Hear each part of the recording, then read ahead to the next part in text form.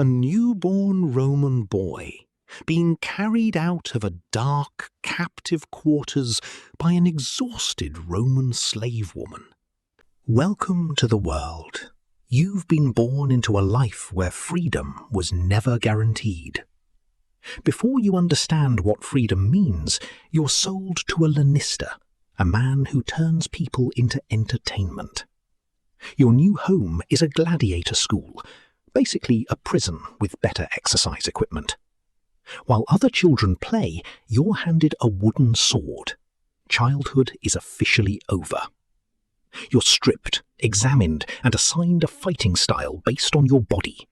Run, lift, strike, block. Repeat until your arms stop feeling like arms.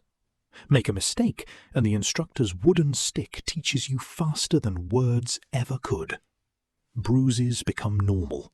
Broken ribs become inconvenient. Pain becomes your teacher. Then one practice fight goes too far.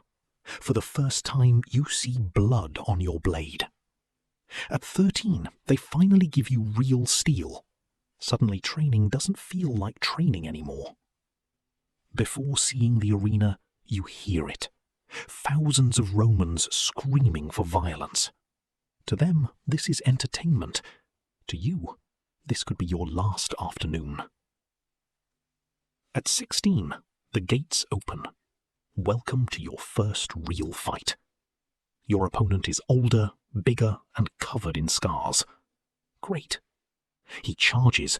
Your shields collide, and you immediately understand how badly this can end. Seconds later, you're in the sand with a sword above you. Somehow, you recover. One mistake from him becomes your first victory.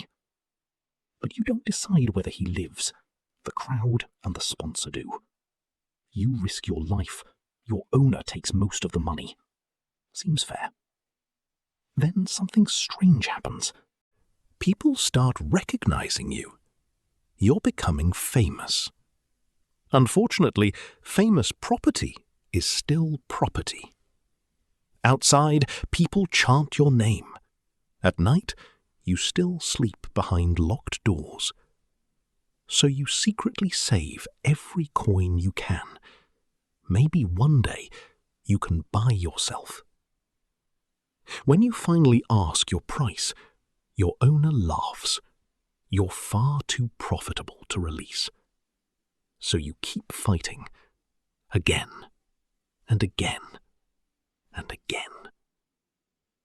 By 27, your knees hurt, your fingers barely straighten, and your scars have scars. Meanwhile, younger gladiators arrive, faster, stronger, hungry for your place.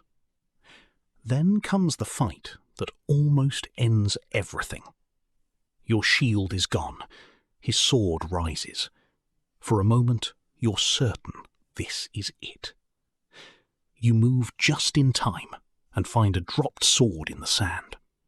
Now he's helpless beneath you. The crowd screams for you to finish him. But you lower your sword.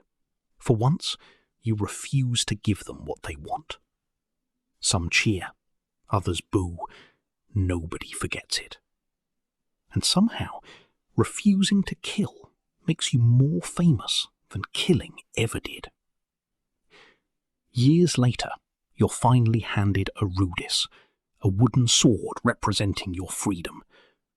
After years of steel and blood, freedom comes as a piece of wood. You could disappear forever.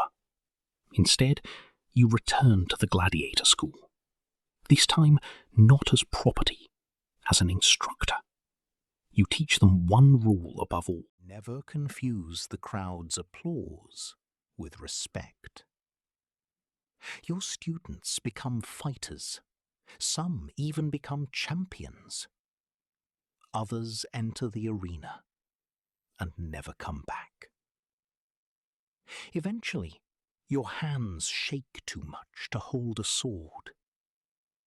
At 58, you walk past the amphitheatre one final time. You remember the frightened boy who once entered those gates in chains. Years later, you die peacefully, surrounded by the fighters you once taught. No emperor attends your funeral. No enormous monument is built. One student places your old wooden rudis beside your grave, because your greatest victory wasn't killing another man. It was surviving long enough to become someone nobody owned.